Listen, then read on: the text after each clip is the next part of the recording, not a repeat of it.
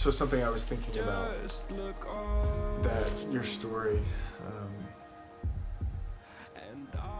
it just struck me. I was thinking about, I'm gonna point, our Christmas tree is like over here, behind the camera, and we put the ornaments up maybe a day or two ago, and you were talking about how, like, what ornaments mean to you, and the image of your mom's tree being an unfinished Christmas, and I think that that is so helpful for me to remember, because we've talked about this. I get so frustrated with and angry with your sadness at times, because I'm like, again, I'm not saying this is the most sensitive thing, but it's the reality. Like, like, we're just trying to put up ornaments on a tree, and the kids are excited, and then you're sad, and it feels like it's really tough to be able to enjoy. It's that tension you were talking about, and I think I just forget. I forget, like, that while you're doing this thing, you are experiencing and thinking this story that you just said, and that's not how I don't, like, that's not how I experience things, and that's not how my memory, my brain, my emotions, all those things don't come together like that, like they do for you, and I think I forget that, and I think if I could remember it, those moments where I feel that frustration, or that, like, really, I wouldn't do that, and be more patient. But yes, I feel like Stephen just brought up, like, I would say probably the primary dynamic that has taken place for us in these 2 years, or at least one of the primary dynamics, which is, I feel sad most of the time.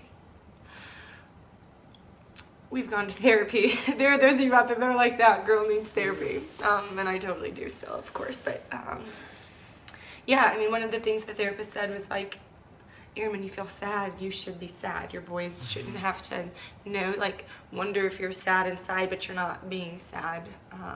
Their experience of you should match how they see you. Mm-hmm.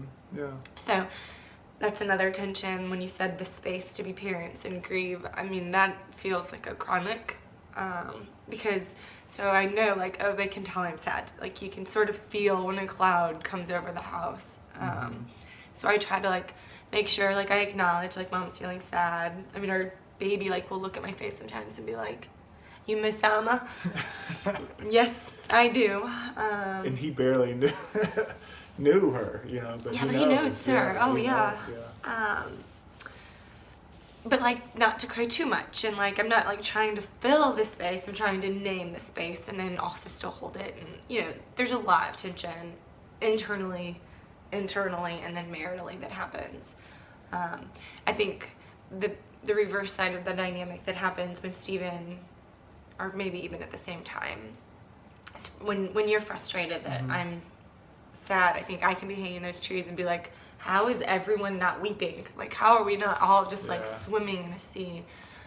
So I can be, well, I don't mean everyone. I want the boys to be delighted and to be able to experience, but I feel like you should be sadder. Well, and it's hard to, I think the difficult thing too is in any maybe emotion or experience in relationships, but I really around grief and loss, like, it's hard to have those emotional moments match. Usually it's like, I'm okay, you're not okay, I'm not okay, you're okay. And then it's so easy for us to get, for me, like, to get so frustrated and so angry about that. And like, there's part of me that begins to like it almost feels like apply pressure to be like, no, be like I am, or change. Like, if you're not okay, you need to change so that you are okay, because we don't have time for that. But I think that what happens, what I'm aware of for myself is I feel really lonely, and I feel scared because I feel like, oh no, Erin is so sad, like she might not come back from being so sad. She might become so depressed that like I kind of lose her, and I get really scared. I get really scared about that, and so a lot of times like my pressure to make her not be sad about hanging ornaments and that kind of stuff is mainly just because I feel frightened, and by myself. I was struck for the first time in what feels like a long time, maybe not the full 2 years, but that you gave 2 eulogies. My brother and I both spoke at my mom's, but she had asked that Stephen give the eulogy. The note actually said, I'd like for Stephen to do my eulogy as long as Erin says it's okay. But if any of you have ever had to do that, I mean, even speaking at my mom's, it took my whole, I already felt like I was depleted on resources, and then like trying to think, and I couldn't. I would say it differently now than I did 2 years ago, but it was what it was, and it's fine. I don't mean that, but you did it twice. I already don't remember. I think my mom's was on a Thursday or Friday, and your dad's was Saturday. I'm not sure either, but there just wasn't that much time, and there was a lot being asked of you, I think is what I'm getting at. And I know that in my mind, but again, like the rehearing of it, I think sometimes so much what is asked of you in our family, and I think someone usually plays this in the family, is to do things, like to get stuff done. Yeah. Plays into the like, I'm doing a lot of things and I'm sad. You could be doing more things than when you're sad, kind of. I mean, in our low moments, that is definitely something that happens. Maybe I just am feeling defensive of feeling like you threw yourself under the bus. We need to hear each other tell the story of what's going on and what the experience is, because so oftentimes we think we know. We imagine that we know. I imagine I know what's going on for Erin, and the reality is I don't know. I really don't, and until there's curiosity and until there's an exploration of it. And she doesn't know the same for me, and so. We hope this was helpful. Yeah. It is helpful for us. Yeah, it's helpful for us to even do it. For sure. But I don't really enjoy sharing these things unless it feels like it is beneficial. So hopefully it will encourage you to be brave in your own ways and whatever that means for you.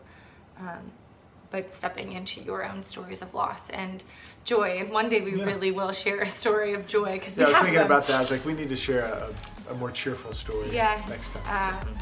But thank you for joining us in our dark moments, our dark seasons. Yeah. We appreciate it. It's meaningful to us. We hope this was meaningful for you.